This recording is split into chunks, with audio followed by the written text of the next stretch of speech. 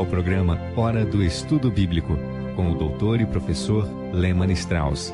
Este estudo é o resultado do tempo pessoal com o Senhor, da experiência de ministério pastoral e das conferências bíblicas do Dr. Lehmann Strauss, que nos instrui e encoraja com o ensino da Palavra de Deus. Agora com você, Hora do Estudo Bíblico, na apresentação de Aurélio Campos.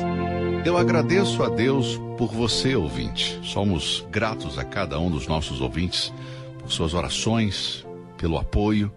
Sem vocês, o nosso ministério não seria possível. Contamos com Deus e com o povo de Deus. Muitas pessoas são grandemente abençoadas através dessa transmissão.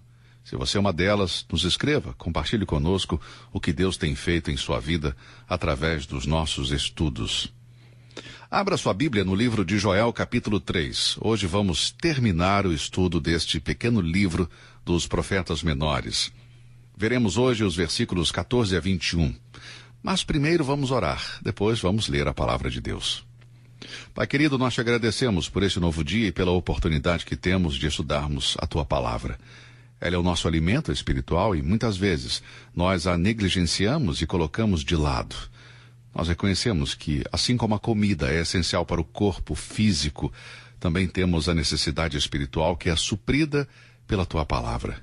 Senhor, por isso pedimos que fales através dela aos nossos corações e nossas vidas neste dia. Abençoe aqueles que estão ouvindo o programa, supra cada necessidade, Senhor. E se alguém ainda não te conhece, Pai, a nossa oração é especialmente para que neste dia essas pessoas possam ser salvas. Oramos em nome de Jesus. Amém. Muito bem, Joel capítulo 3, começando com o versículo 14, diz o seguinte: multidões no vale da decisão, porque o dia do Senhor está perto no vale da decisão.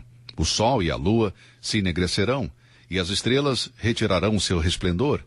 E o Senhor bramará de Sião e de Jerusalém fará ouvir a sua voz. E os céus e a terra tremerão, mas o Senhor será o refúgio do seu povo e a fortaleza dos filhos de Israel. E vós sabereis que eu sou o Senhor vosso Deus, que habita em Sião, o meu santo monte, e Jerusalém será santa.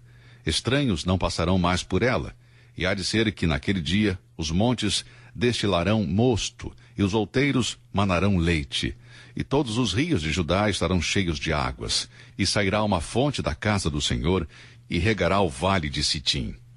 O Egito será uma desolação, e Edom se fará um deserto assolado, por causa da violência que fizeram os filhos de Judá, em cuja terra derramaram sangue inocente. Mas Judá será habitada para sempre, e Jerusalém de geração em geração. E purificarei o sangue dos que eu não tinha purificado, porque o Senhor habitará em Sião. Amigo, estas palavras finais da profecia de Joel descrevem dois tipos de pessoas e dois destinos. Os inimigos do Senhor, que estão destinados ao juízo e desolação. Os filhos do Senhor, que serão libertados de toda a opressão e têm a garantia da morada eterna. Os dois grupos combinados compreendem toda a população da terra. Lembre-se do início desta passagem. Multidões no vale da decisão. Os dias do homem estão chegando ao fim. O dia do Senhor está próximo, no vale da decisão. É o dia do juízo de Deus, e ele vai tomar a decisão final sobre o destino eterno das nações. Para alguns, isso significará retribuição, para outros, a restauração. O dia do Senhor chegou, o dia de decisão. Mas a quem foi atribuída a tarefa de decidir o destino das multidões? Com certeza não foi ao próprio povo. Todos devem ser examinados e julgados, e somente uma pessoa será qualificada a fazer isso. O juiz é o ungido de Deus, o Messias de Israel, o Senhor Jesus Cristo. Em João 5, versículo 22 diz: e também o Pai a ninguém julga, mas deu ao Filho todo o juízo. Jesus foi ordenado por Deus para ser o juiz dos vivos e dos mortos. Como assim diz Atos 10, 42, este dia da decisão é, na verdade, o dia do Senhor, o dia do julgamento divino sobre esta terra. Paulo disse: porquanto tem determinado um dia em que com justiça há de julgar o mundo, por meio do homem que destinou. E disso deu certeza a todos, ressuscitando-o dentre os mortos. Atos 17, 31. Ninguém, por melhor que seja, está qualificado para julgar, porque ninguém conhece a motivação do coração do homem. Paulo escreveu sobre o dia em que Deus julgará os segredos dos homens, por meio do Senhor Jesus Cristo, em Romanos 2,16. Somente Deus pode julgar o homem. Não podemos julgar uns aos outros. Jamais poderíamos confiar em nós mesmos para fazer isso, pois iríamos, sem dúvida alguma, cobrir as nossas falhas, nossos pecados, nos orgulharíamos dos nossos pontos fortes, mas Deus colocou seu Filho, o Senhor Jesus Cristo, para julgar as nações que perseguiram e dispersaram o seu povo, Israel. Nos versículos 15 e 16 lemos: o sol e a lua se enegrecerão, e as estrelas retirarão o seu resplendor, e o Senhor bramará de Sião, e de Jerusalém fará ouvir a sua voz. E os céus e a terra tremerão, mas o Senhor será o refúgio do seu povo e a fortaleza dos filhos de Israel. Joel descreveu os fenômenos celestes que aconteceriam na terra durante o dia do Senhor. Você lembra o que diz no capítulo 2, versículo 10? Diante dele tremerá a terra, abalar-se-ão os céus, o sol e a lua se enegrecerão, e as estrelas retirarão o seu resplendor. Os habitantes da terra, as pessoas que estiverem vivas naquele momento, se encherão de pânico com o terremoto. O céu vai escurecer, o sol, a lua e as estrelas não brilharão mais. Este é o dia do juízo final, o dia em que a graça e a misericórdia serão retiradas da terra. Após o tumulto, a voz de Deus será ouvida anunciando o julgamento. Deus tomará a decisão final, amigo. Em meio à escuridão e destruição, uma luz brilhará em Israel, o povo de Deus, o povo da promessa será protegido. Deus será o seu refúgio em meio a essa tempestade. Joel disse que o Senhor será a esperança de Israel. A palavra esperança nos dá a ideia de proteção. O Senhor irá proteger o seu povo e a força dele. Deus terá misericórdia do seu povo, algo que não experimentaram durante séculos. Assim como ele protegeu Israel durante as pragas no Egito, ele irá protegê-los de novo e será o seu refúgio. A história um dia se repetirá. O que estamos lendo aqui em Joel 3 são profecias não cumpridas. Elas ainda devem ser cumpridas. E como uma garantia de seu cumprimento futuro e certeza para o seu povo, Deus anuncia a todos que ele irá morar entre o seu povo. Versículo 17 diz: e vós sabereis que eu sou o Senhor vosso Deus, que habito em Sião, o meu santo monte, e Jerusalém será santa, estranhos não passarão mais por ela. O próprio Deus, na pessoa do Senhor Jesus, terá Jerusalém como sua morada, que aqui é chamada de Zion. Por muitos anos, as ruas de Jerusalém foram invadidas por milhares de estrangeiros. Na verdade, tornou-se uma armadilha de turismo nas mãos dos gananciosos judeus, árabes, protestantes e evangélicos que continuam a fazer negócios com a terra de Deus, o lugar onde o trono do Messias estará quando ele retornar. Eu já estive lá uma vez, e a verdade é que eu não tenho nenhum desejo de voltar, amigo. Há muitas vantagens em visitar a Terra Santa, mas a assim chamada Terra Santa já não é tão santa assim. Quando presenciamos todo o comércio, incluindo os lugares sagrados onde o Senhor Jesus viveu e ministrou, quebra o nosso coração, sabe? Quando o Rei retornar, quando o próprio Cristo retornar, não haverá mais estrangeiros na Cidade Santa? A presença de Deus na pessoa do Messias vai santificar aquela terra, a Terra Santa. Tanto em Ezequiel 43, versículo 9, como em Zacarias 14, 16, a mesma promessa é feita por Deus. Nesse dia, nenhum incrédulo terá acesso à Terra Santa. Muito bem, depois que a tempestade do juízo passar, Joel apresenta uma cena de bênção para Israel e para a terra. Encontramos isso no versículo 18, onde diz: e há de ser que naquele dia os montes destilarão mosto, e os outeiros manarão leite, e todos os rios de Judá estarão cheios de águas, e sairá uma fonte da casa do Senhor, e regará o vale de Sitim. Este é um versículo muito interessante, pois encontramos uma bela descrição das condições de vida que irão ocorrer naquele dia. Observe as palavras naquele dia. Muito tempo antes, quando Israel era escravo do Egito, Deus disse: portanto, desci para livrá-lo da mão dos egípcios e para fazê-lo subir daquela terra a uma terra boa e larga, a uma terra que mana leite e mel. Êxodo 3, versículo 8. Ele repetiu a mesma promessa sobre Israel em Êxodo 13, 5. E muitos anos depois, Jeremias fala a mesma coisa. O mesmo lugar que tem sido explorado pela ganância das pessoas um dia desfrutará da presença de Deus na pessoa de Cristo. Não somente isso, mas também irá fornecer todas as necessidades da vida. A terra nunca mais será desolada.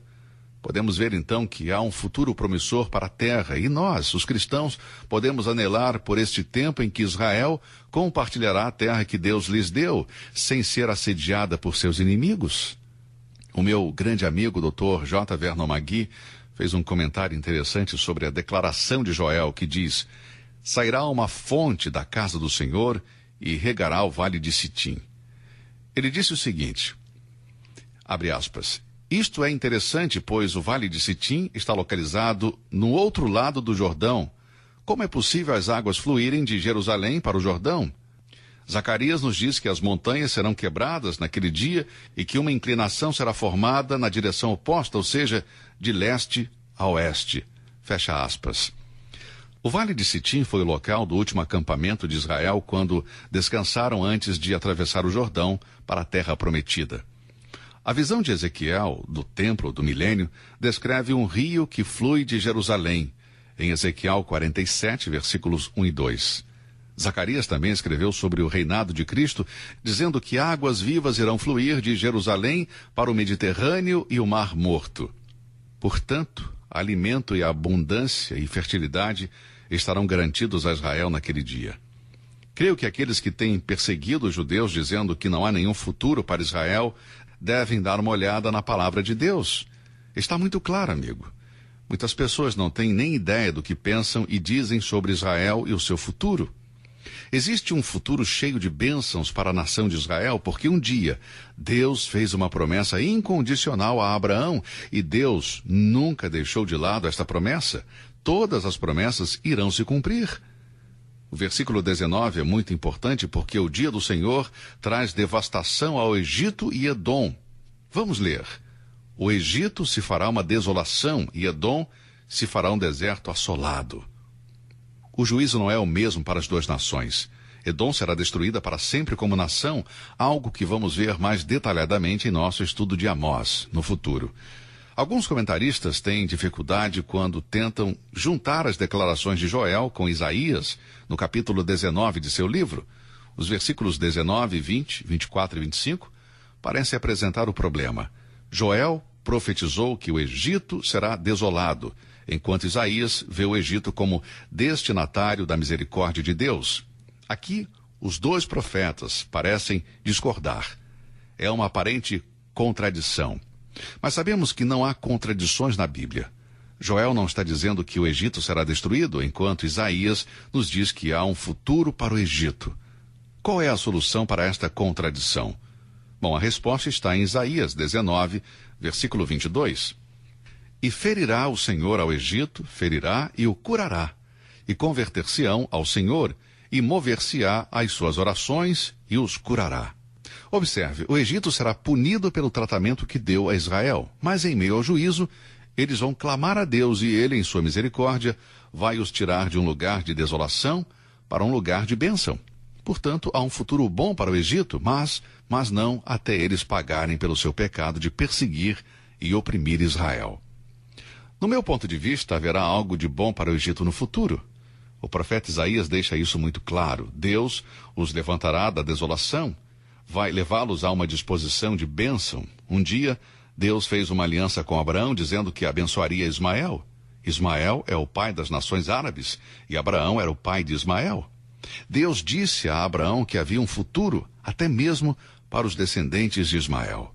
Um dia Israel vai se arrepender de seus pecados e Deus os perdoará. O Egito um dia irá se arrepender dos seus pecados e Deus também os perdoará. Agora, nos versículos 20 e 21 lemos: Mas Judá será habitada para sempre, e Jerusalém de geração em geração. E purificarei o sangue dos que eu não tinha purificado, porque o Senhor habitará em Sião. O Senhor não habita em Jerusalém hoje, mas um dia ele irá habitar, no dia do Senhor. Esse dia que é descrito no livro de Joel. Israel será então livre para sempre da perseguição de seus inimigos. A nação receberá a Cristo como seu Messias e será limpa de seus pecados. Agora, Joel não vai além da vinda do Messias. Os detalhes sobre o reino milenar são deixados para outros profetas. Sabemos que Deus vai manter sua promessa com Israel. Seu povo habitará a terra para sempre. Essa foi uma promessa incondicional que Deus deu a Abraão e Deus mantém sempre a sua palavra. Nem todos os profetas nos contam toda a história, e Joel apresenta apenas uma parte do que será o futuro de Israel. O livro de Joel não faz menção sobre o milênio. Essa informação é encontrada em outros escritos dos profetas. Chegamos então ao final deste breve estudo, desses 3 capítulos do livro de Joel. Eu quero que você lembre que Joel lida principalmente com o dia do Senhor, que é um período no futuro em que Deus irá vindicar sua justiça nesta terra e julgar o pecado. Um dia em que Deus trará juízo sobre as nações que se rebelaram contra ele. Deus tem sido, amigo, muito paciente. Ao ler o livro de Joel, não pense que Deus é cruel. Não. Deus não quer que ninguém pereça, mas que todos venham ao arrependimento.